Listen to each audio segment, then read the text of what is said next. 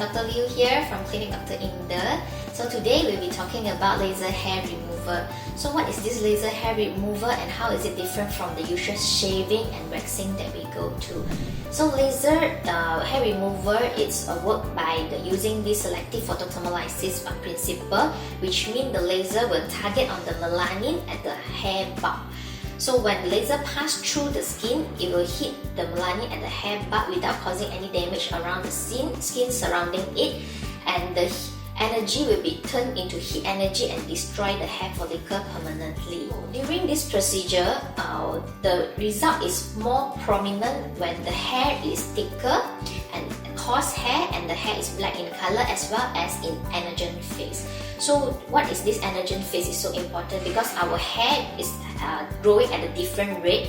So first session we might hit some of the hair at anagen phase, but after multiple sessions, most of the anagen phase will be targeted and we can achieve a total and a more long-lasting hair removal result.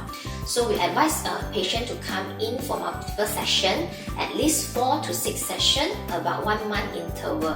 After the first session, they give a very good feedback like a significant hair removal has been achieved and very fine hair grow back for the next few after the next few sessions.